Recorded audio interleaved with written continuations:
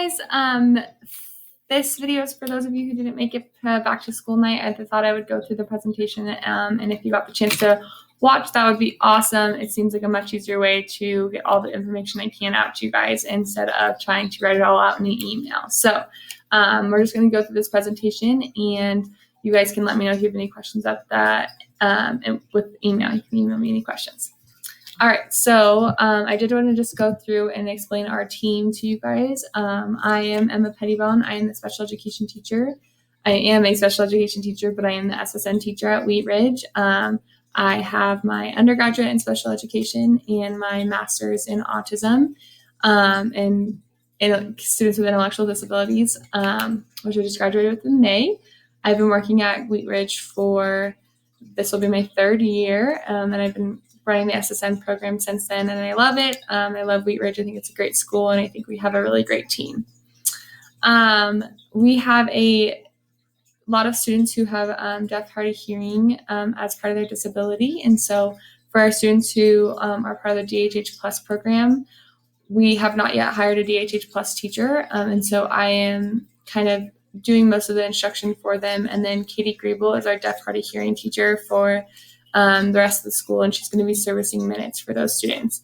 So the kids will call her Miss G. She's going to come in during reading at the end of the day every day, and she'll work with both kids who have are in the DHH Plus program, but she's also going to work with our kids in the SSN program. So you'll probably hear Miss G, and I just wanted to let you know who that was when they talk about her. We have 4 para educators at the moment, and 1 position open that we're hoping to get filled. Julie Schloss, Miss Julie is what the kids call her. She's one of our para educators. Jaleese Hartso is one of our para educators. We call her Miss Jaleese. Miss Katie is one of our new para educators. She joined us this year, as well as Mr. Randall joined us this year as a para educator. Many of you guys have probably met Miss Kim. Miss Kim has been a para at Wheat Ridge for 8 years, but she has decided that she's going to try some new things this year, and last week was her last week. So we are now hiring for that position, and hopefully we'll get that filled pretty soon so that we can have our full team ready to go. All right. So I know things are pretty confusing with how everything's been going, and I really do want to just say thank you for being super flexible. I find out information pretty late, and then I get it out to you guys even later. So I know it's hard to be patient with all of this. So I just want to say thank you. The last 2 weeks, the rest of the school has been doing this remote learning plan, which I'll go ahead and just jump to. They've been following this remote learning. And then we've had students in person just to get ready for back to school. So this is Wheat Ridge's remote learning plan. So if we ever switch back to a remote learning setting, this and then the added Friday schedule, which I did not get on this slide, will be the way we do school. But yes, that will be in the future, or not hopefully at all, that we don't get shut down and have to go remote fully as a school or as a district. So starting on Tuesday, it will be our hybrid learning plan.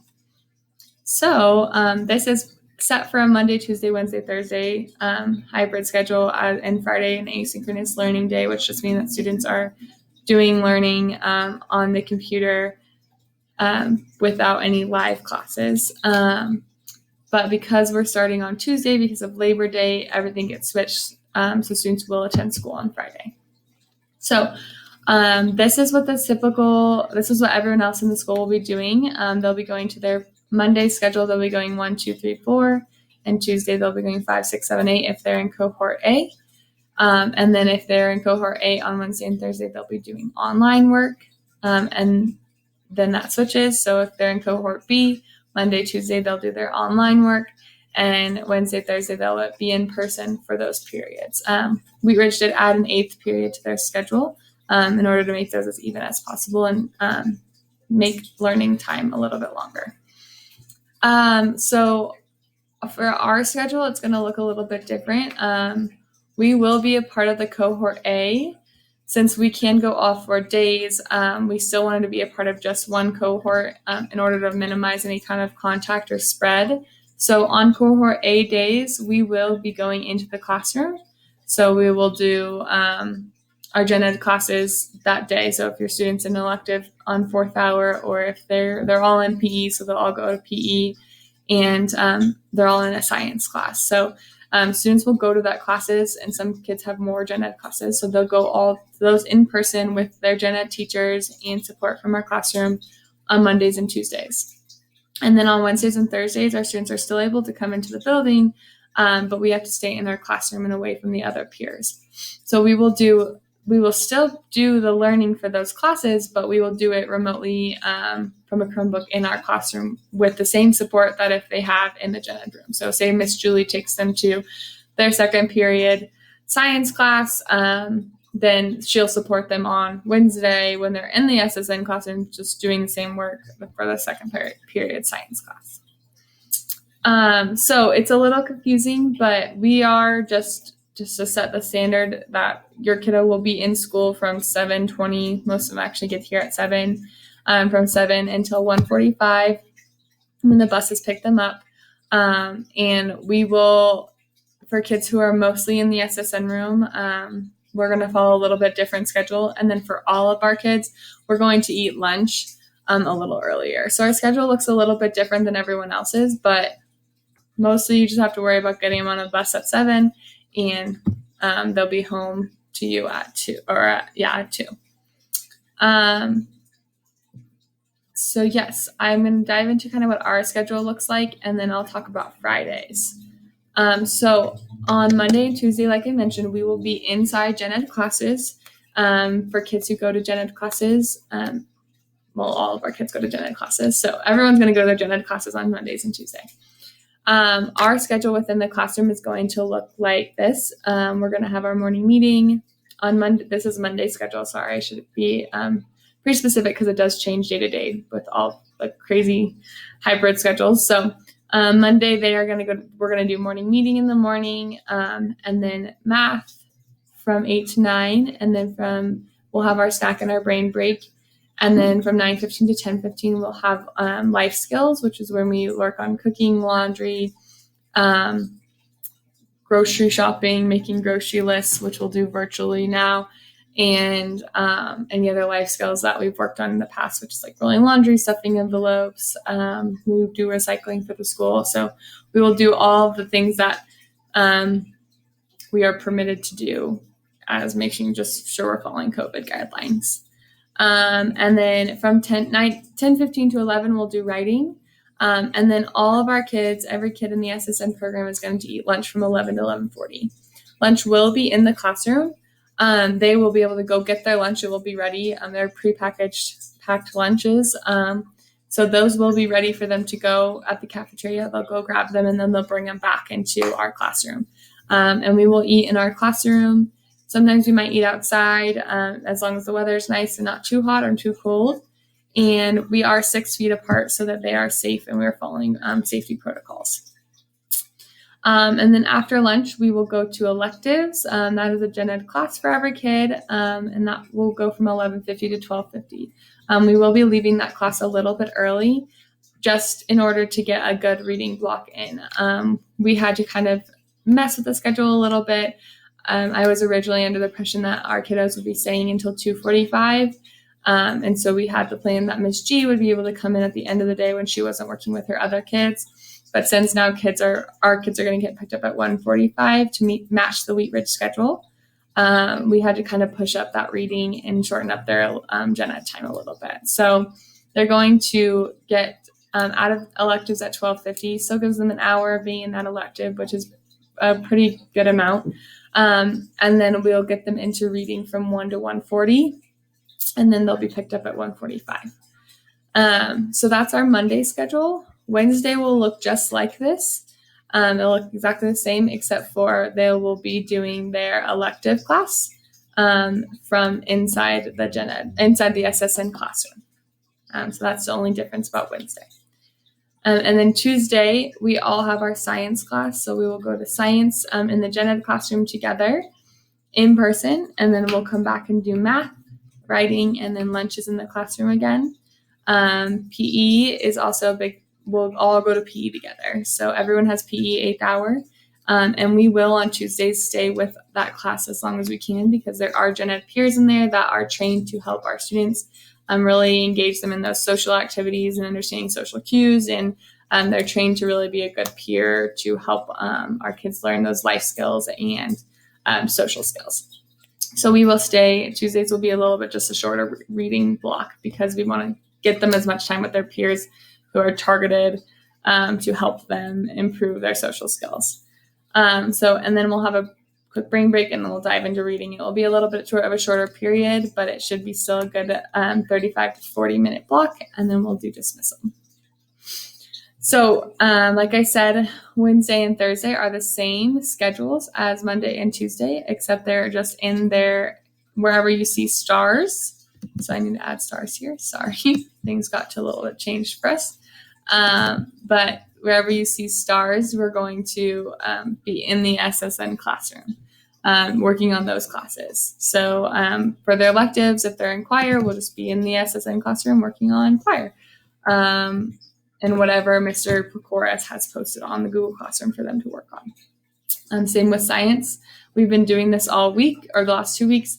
Their science class has all been on Zoom, and we joined the Zoom call just from our classroom. So and that will just continue doing the same. We'll just be doing the work from the SSN classroom, but it's the gen ed work provided by the gen ed teacher.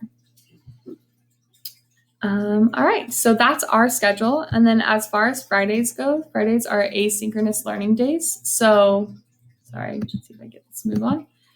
It's being a little slow. Fridays are asynchronous learning days, so students are not required to students are not allowed to be in person. So they are just supposed to be doing their work from Google Classroom on those days. Since we have the opportunity to be in person from Monday, Tuesday, Wednesday, Thursday, I'm not going to require, and it's not being required for SSN students to complete any work on those Fridays, mostly just because we also know it's just not ideal. They're not in their routine. It's not what they've been doing. And some kids just are not successful in the online learning format. So it's not going to be any required work of you guys. I will post optional work in our Google Classroom that you can get done if you'd like. All of the kids are already on their Google Classroom. We've been using it this last few weeks just to practice on our tech skills. So there will be optional work for you guys to work on Fridays. If you're like, we don't have anything else to do, let's get some work done. Let's practice our math skills. Let's practice our reading skills. Special service providers may reach out to you about serving your students virtually on Fridays. This will be just dependent on your student and if they think it's an appropriate thing to do, and they will reach out to you directly. Your student doesn't have to complete any other work for their other classes on Friday as well. All of their teachers are aware that we're not requiring anything of those students on Fridays. So they'll be excused from any work they have on Fridays, or it will be completed before that when they're with us. And then your student will be marked present every Friday, even though there isn't really necessarily anything they have to do, but they are going to be marked present for Fridays. So because things are a little uncertain, and if we ever were to get shut down because either I had or someone in our classroom tested positive for COVID-19 and then we had to quarantine, or the school had to shut down, or one of our cohorts had to shut down, we do just need to be prepared for that.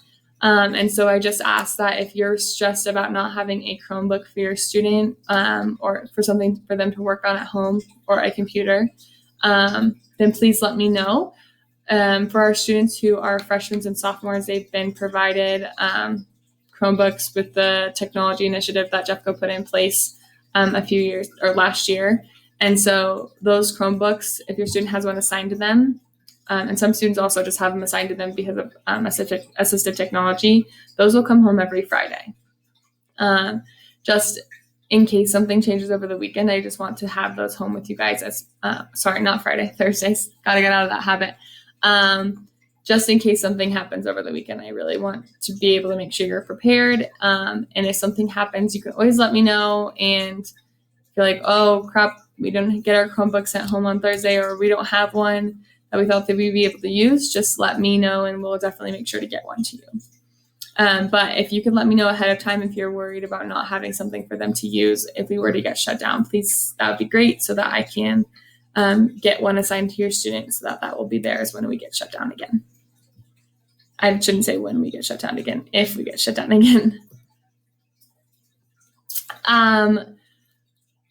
I wanted to talk a little bit about our social distancing protocols and masks, just so you can know what we're doing at school to stay safe. The district has mandated that all students wear masks at all times in the classroom unless they're eating. That is a change from what I originally thought and what I was originally told. So we are wearing our masks all day. The kids are doing really well with it. We are taking outside breaks. So we're at least taking 2 a day, if not more. We're getting outside during those brain break times. You saw them. They're labeled as brain breaks on the schedule. But we're getting outside during that time so they can take their masks off. We also might go outside for lunch when they could take their masks off. And if they go outside for PE, they'll take their masks off. Our desks are 6 feet apart in our classroom. So when we do eat lunch, we are properly social distanced. So it is safe for them to eat in the classroom and be 6 feet apart. As far as masks go, if you could try to follow some of these guidelines, just like keeping them washed as frequently as possible. It is recommended that they are washed every night and or they have a different mask for each day. Now, I know that that's really tough and not necessarily something we can all do, but if we can just try to be washing them as much as possible, definitely over the weekend, because we don't want our kids in dirty masks. They're saying it kind of defeats the point. If they're just wearing the same mask over and over again, they might be more exposed because there might be germs on that mask. So another big thing is that masks need to be tightly secure around their nose. A couple of our kiddos haven't had something in the top of the mask that makes it so it stays here. Some people have pipe cleaners, some people just have a different shaped mask. And if it doesn't have that, it tends to slip down when you talk or when you do a lot of things. So it's best if it has something in the nose to make it stay, or if it has like a tightly secured bead back here that makes it stay and really tight on the face. So if you could try to get those in your masks. If not, we do have medical masks at school that students can use. And we've been giving them to some kids who have had trouble keeping the ones up because the medical masks we have fold into the nose to make them stay a little bit better. Gaiters are allowed. So if you'd like to send your kiddo with a gaiter, that's totally fine. And then we also have face shields for students who are not tolerating masks. So we have all of our kids are either tolerating a mask or a face shield, which is awesome. It's I think kids adapt more than we give them credit for sometimes. Students are given hand sanitizer frequently, and we are definitely washing our hands. It's a part of our schedule, and we're doing it more frequently than we have in the past. Right now, we're doing it every time before we eat lunch, we've been eating snack. Before we eat snack, they've been washing their hands, and then if we leave the classroom, we're going to be doing it every time they come back in the classroom. They'll wash their hands. For as far as temperature checks and daily questions, for a lot of your kids, this week I sent home a laminated card that has the following question on it. Are you currently sick with a cough, sore throat, or runny nose? I'd really appreciate it.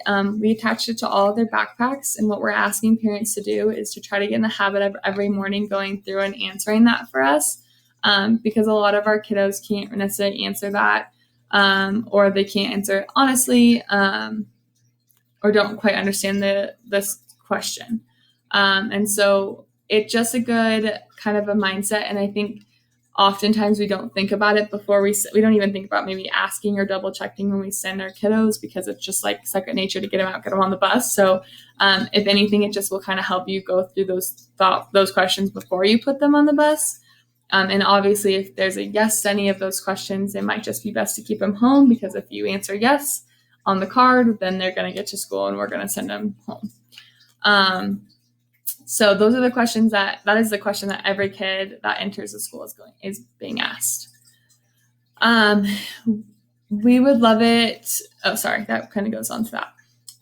When your student gets to school, then they will be temperature checked by one of our staff members. And then we'll also check that card just to kind of double check that system and be as accurate in the system as we can be.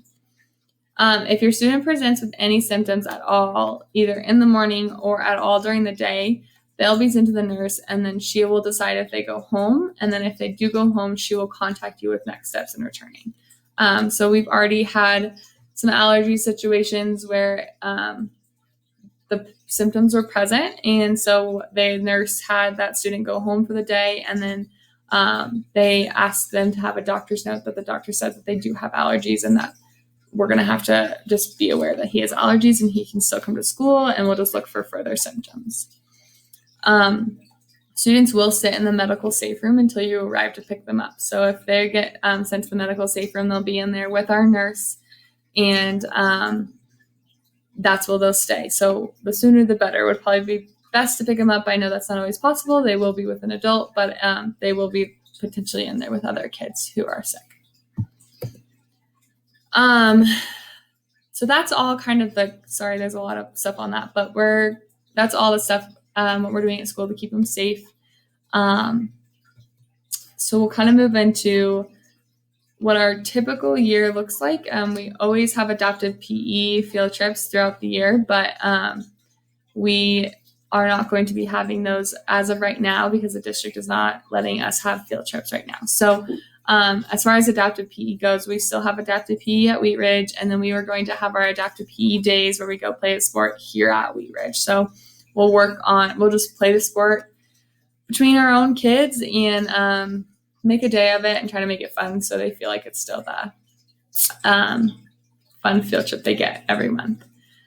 There is we also have this awesome opportunity to do yoga that was provided through adaptive PE. So for the first 8 weeks of this semester and then for the first 8 weeks of next semester, we will have someone come in and is going to be teaching a yoga class to our kids. And they're especially trained to work with individuals with disabilities, and it's a really, really cool program.